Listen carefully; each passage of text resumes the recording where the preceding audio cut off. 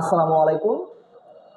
এসো শুনে আলোকিত হই প্রোগ্রামটিতে আমরা আমন্ত্রণ জানিয়েছি আমাদের ১৪ বড় ভাই, যিনি একাধারে বেশ কয়েকটি কিন্ডারগার্টেন প্রতিষ্ঠানে চাকরি করেছেন। তিনি প্রথমে লেকচারার কিন্ডারগার্টেনে চাকরি করেছেন। এরপরে পত্র পল্লব বিদ্যানিকেতনেও তিনি বেশ কিছুদিন চাকরি করেছেন।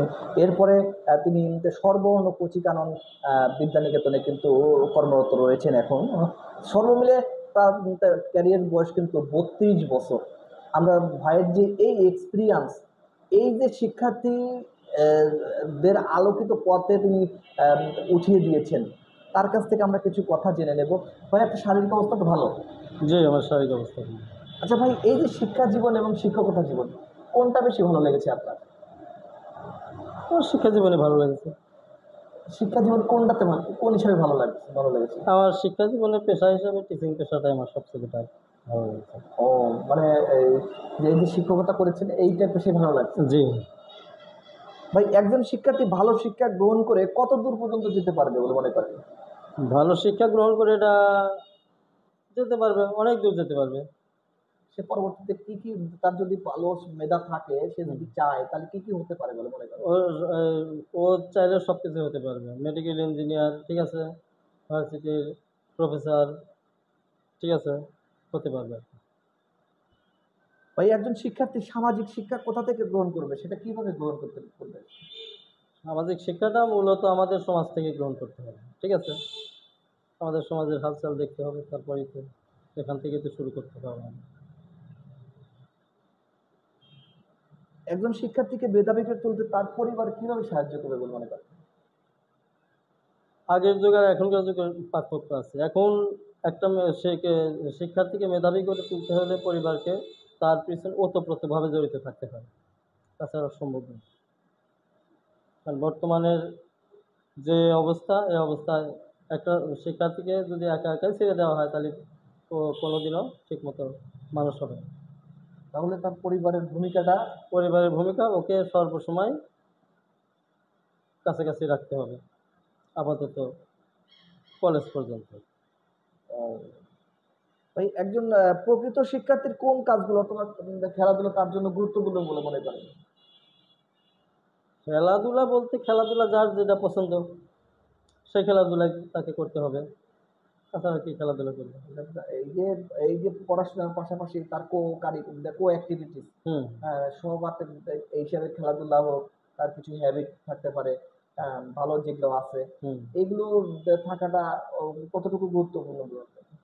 না, খেলাধুলা তো স্বাস্থ্যের পক্ষে খুবই ভালো, এটা করতেই হবে। দিবসের বিকাল যে টাইমটা আছে, ওই টাইম আপাতত বাচ্চাদের খেলাধুলার দিকে মনোনিবেশ করতে হবে, ঠিক আছে। প্রকৃত শিক্ষার্থীর কোন কাজগুলো কাজ করা থেকে বিরত রাখতে হবে বলে মনে করেন? প্রকৃত শিক্ষার্থী যারা, তাদের তো মনে করেন যে বিভিন্ন ধরনের আছে না, নেশা নেশা, এগুলো থেকে সবসময় বিরত থাকতে হবে, এগুলো থেকে অবশ্যই তাদেরকে বিরত থাকতে হবে। তারপর খারাপ সঙ্গ। হ্যাঁ, খারাপ সঙ্গ তো থাকবে। খারাপ সঙ্গ ও যদি বোঝে যে এটা খারাপ, তাহলে অবশ্যই অ্যাভয়েড করতে হবে এখান থেকে। অনেক সময় আমরা দেখি যে টাইমলি ঘরে ফেরা, একটা টাইমলি পরে, একটা নির্দিষ্ট টাইমের পরে বাইরে আর না থেকে এই বাসায় এসে পড়ার মনোযোগ দেওয়া। হুম, হুম, এটা তো এটা খুবই ভালো দিক। যদি বাইরে কোনো সময় সময় যত বাইরে কাটাইবো, তাতে একবার দেখা যাবে যে ওখানে ও এলোমেলোভাবে সময় কাটাইতেছে, আর ঠিক মতো ভালো বন্ধুদের সাথে মিশতেছে না।